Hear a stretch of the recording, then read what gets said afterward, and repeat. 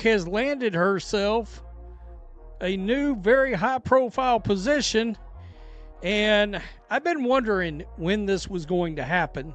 I knew at some point, somewhere, with some miscellaneous media outlet, Caitlin Clark would get a gig, and now we know where that gig's going to be, when that gig's going to be, and who that gig's going to be. The landscape of professional basketball is undergoing a seismic shift, one that is being orchestrated not in a boardroom or on a court, but at the intersection of media, labor, and transcendent stardom. At the epicenter of this shift is Caitlin Clark. The announcement that Clark, the rookie sensation who rewrote the NCAA record books and instantly transformed the Indiana Fever and the WNBA's visibility, has been hired by NBC Sports as a studio analyst for their new Basketball Night in America program, is far more than a simple off-season gig. It is a multi-layered strategic move with ramifications that ripple through the worlds of sports broadcasting, labor negotiations, and the very economic model of women's professional sports. This isn't just about a player trying out television. It's a case study in modern athlete empowerment, brand leverage. You know, I don't know how much. There's no CBA right now. And this, of course, would run through, let's see, at least May, in theory. I don't know. We don't have any dates that stretch that far yet. I still think they're going to get the CBA. And the high-stakes gamble of building a media empire around a singular personality. Let's begin with the raw facts of the deal. Caitlin Clark will make her debut on February 1st, a strategically chosen date that places her analysis squarely before one of the NBA's most iconic regular season matchups, the Los Angeles Lakers versus the New York Knicks at Madison Square Garden. She returns on March 9th for Oklahoma City Thunder versus Knicks. These are not obscure midweek games between lottery-bound teams. These are prime-time, nationally compelling fixtures featuring LeBron James, Anthony Davis, and... If there is a new CBA agreed upon before then, again, I've told you guys, I've got the over-under on February 15th. I just have a feeling. That's just my gut feeling that when push comes to shove, again, I believe a lot of players. Jalen Brunson. The stage is set at the highest possible level. And who will she be sitting beside? Not junior correspondents or fellow newcomers.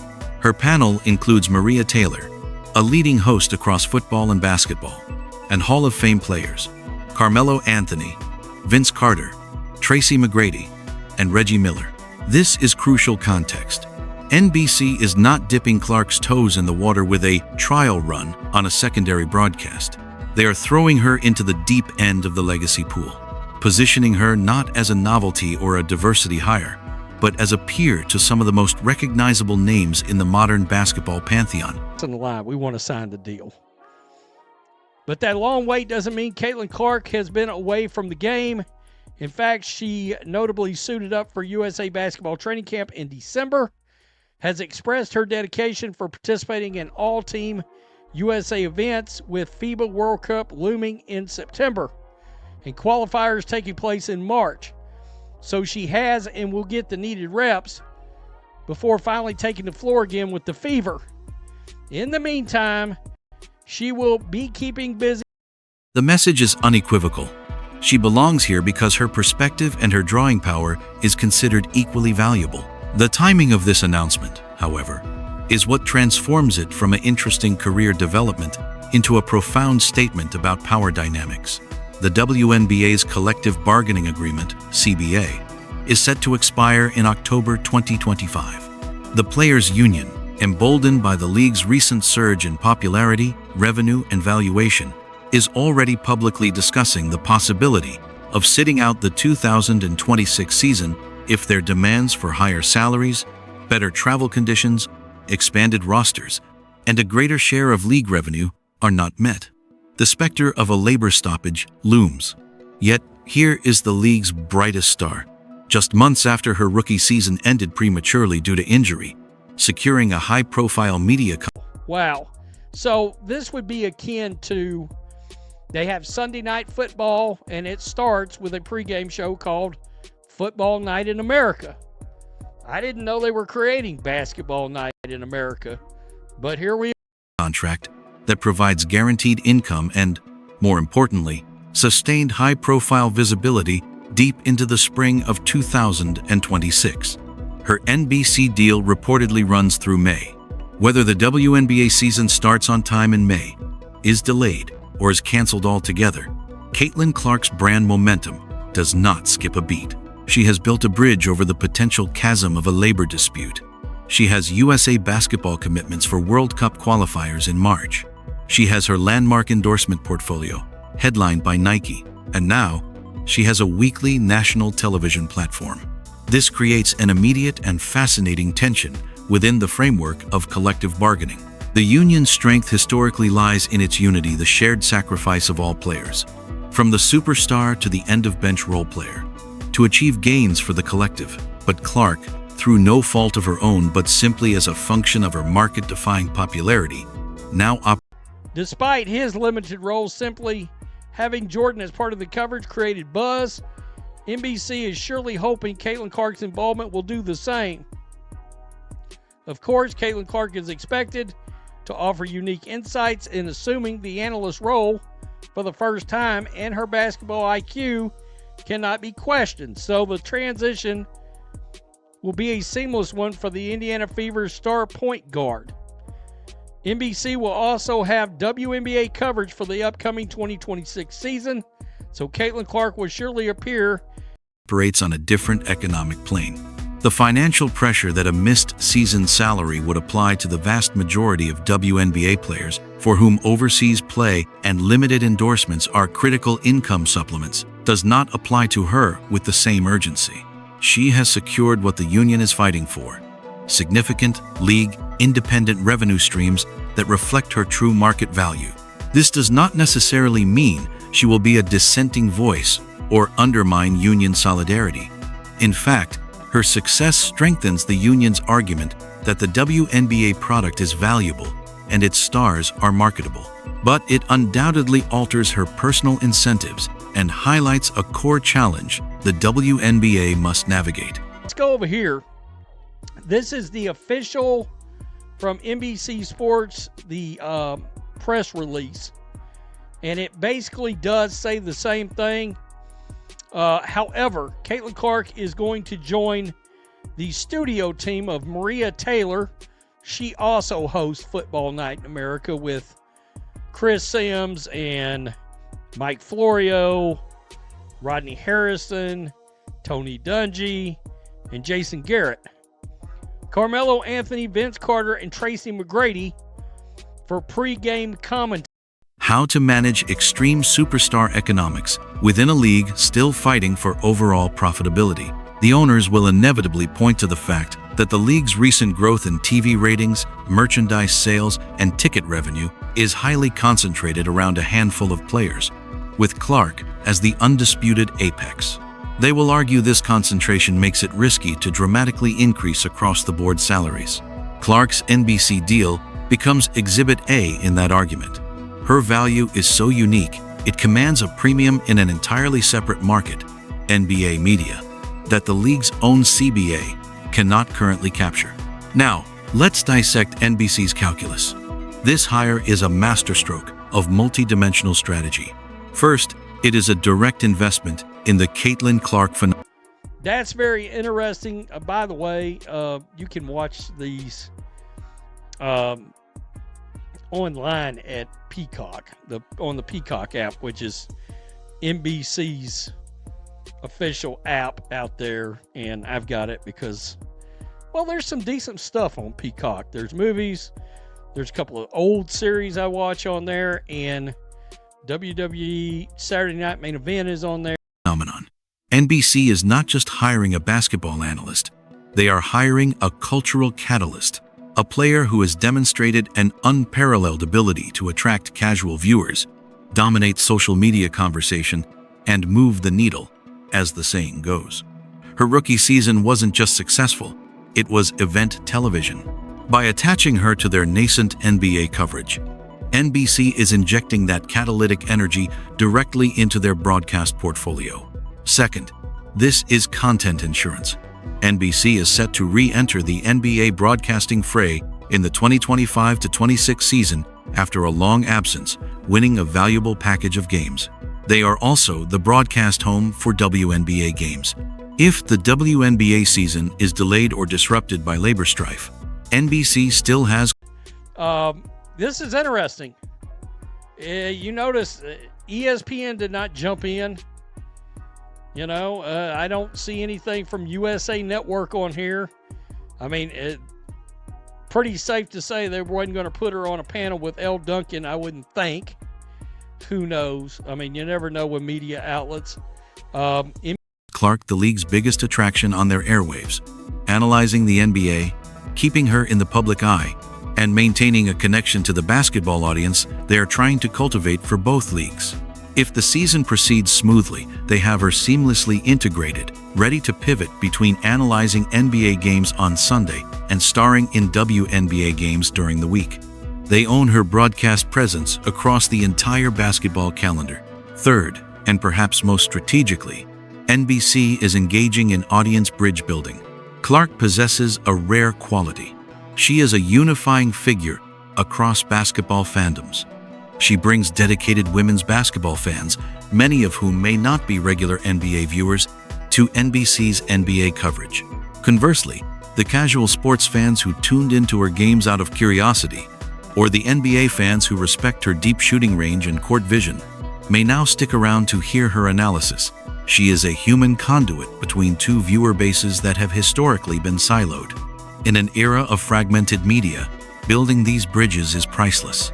The comparison made in the original commentary to Michael Jordan's brief stint with NBC is apt but incomplete. When Jordan appeared, it was largely symbolic, a legendary aura lent to the broadcast. Clark's role is operational and integrated. She is scheduled for specific games, seated beside working analysts, and expected to contribute substantive commentary. Furthermore, she is doing this as an active player. This is a critical distinction. She brings the perspective of someone currently navigating pick-and-roll coverages, managing late-game clock situations, and feeling the physical and mental grind of a professional season. This in-the-trenches viewpoint is something retired players, for all their wisdom, cannot authentically replicate. It offers an immediacy and relatability that is unique. Of course, this immense opportunity carries equally immense pressure. Every word Clark utters on February 1st will be scrutinized through multiple, unforgiving lenses. Basketball purists will judge her technical insight. Media critics will assess her on-camera poise. NBA fans may question what a WNBA rookie can tell them about LeBron James. Detractors will lie in wait for any misstep to delegitimize her or women's basketball analysis broadly. There is no neutral outcome. A generic performance relying on safe cliches will be seen as a failure, proof she was not ready. A sharp, insightful performance that reveals new angles on the game will be a monumental victory, validating not just her hire but the depth of understanding in the women's game. The pressure extends beyond performance. Her presence on an NBA desk, while her own league is potentially on the brink of a work stoppage, will draw complex political reactions. Some will see it as savvy personal branding and a win for athlete empowerment. Others may frame it as a betrayal, prioritizing personal gain over solidarity with her fellow players who lack her financial safety net. She will have to navigate this narrative minefield carefully, likely expressing support for the union's goals, while rightfully pursuing her own career opportunities, a balancing act familiar to superstar athletes in more established leagues. The choice of network itself is a telling piece of the puzzle. ESPN, the longtime home of the WNBA and the established leader in sports media, did not secure her services. Neither did Turner, now Warner Brothers. Discovery, with its storied NBA coverage. She chose NBC, the insurgent. NBC is building its basketball identity from the ground up for the modern era. For Clark, joining ESPN would have meant fitting into a vast, pre-existing machine. Joining NBC's Basketball Night in America at its inception allows her to help define the brand, to have ownership in its tone and identity from day one. This is a forward-looking career move, aligning with a network aggressively pushing its streaming platform, Peacock, as the home for premium live sports. Clark isn't just joining a broadcast. She's positioning herself at the heart of the next evolution of sports consumption. This brings us to the grand, overarching narrative, what this moment signifies for the WNBA's identity and future. The league stands at a crossroads. Is it a sustainable, niche league with a passionate core audience? Or is it a genuine growth property poised for mainstream, generational expansion? Caitlin Clark's entire career trajectory forces the latter narrative. Her effect is quantifiable. Record ratings, sold-out arenas, spiking merchandise sales. Her move into major NBA media isn't an abandonment of the WNBA. It is an extension of its gravitational pull into other realms of the sports ecosystem. However, this superstar-centric growth model creates internal tension. It risks creating a have and have-not dynamic within the player ranks. If the league's financial upswing is perceived to be carried by a few individuals, how does that shape arguments for collective gains? The NBA solved this paradox with mechanisms like the Larry Bird exception and the sheer scale of its salary cap, allowing superstars to be paid commensurate with their value, while the cap rose for all. The WNBA must now innovate its own solutions.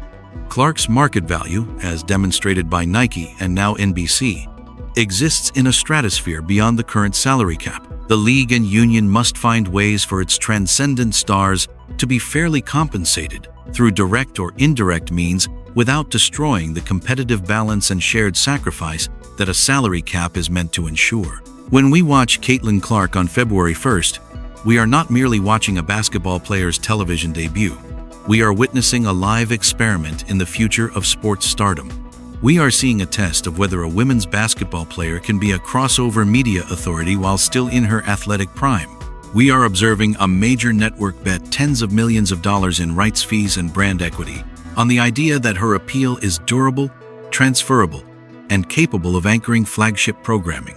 The ultimate success of this venture hinges on one thing: authenticity. NBC must be wise enough not to force Clark into a pre-packaged broadcaster mold. Her value lies in her unique perspective, the view from the eye of the hurricane that has been her career. Can she explain how she would attack a certain NBA defense? Can she draw parallels between a coverage she sees in the WNBA and one deployed in the NBA game? Can she use her experience as the most heavily guarded, scrutinized player in her sport to shed light on the pressure moments of an NBA star? If she is allowed to be Caitlin Clark, the fiercely competitive, intellectually engaged, historically great shooter, and not just a voice reading prepared notes, then this has the chance to be revolutionary. If she succeeds, she paves a new road. She demonstrates that WNBA stardom is not a terminus but a launchpad for multifaceted mainstream influence. She shows that expertise in basketball is not gendered. She proves that audiences will follow compelling personalities and sharp minds, regardless of the league they play in. This would strengthen the WNBA's hand immeasurably, proving its stars are not just athletes, but cultural pillars and media assets. If she struggles, the narrative backlash will be severe, though likely unfair. It would be used by some to question the readiness of women's basketball players for the highest echelons of sports media, ignoring the fact that most rookie analysts, regardless of background, require time and reps to find their footing. The bet, however, is a sound one. Caitlin Clark has spent her entire life under a blinding spotlight, facing expectations, hostility, and adoration in equal extreme measure. The pressure of a television studio, while immense, is a structured environment. She is not being chased by double teams or facing a last-second shot. She is being asked to talk about the game she has mastered. There is every reason to believe she will handle it with the same poised confidence that has defined her career. So, on February 1st, as the cameras cut to the Basketball Night in America desk at Madison Square Garden, watch closely. You are seeing more than a pregame show. You are seeing the convergence of labor and leverage, of sport and media, of a player and a paradigm.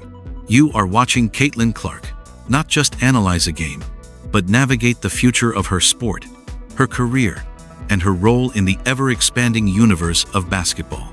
The outcome will tell us not just about her, but about the changing shape of the game itself.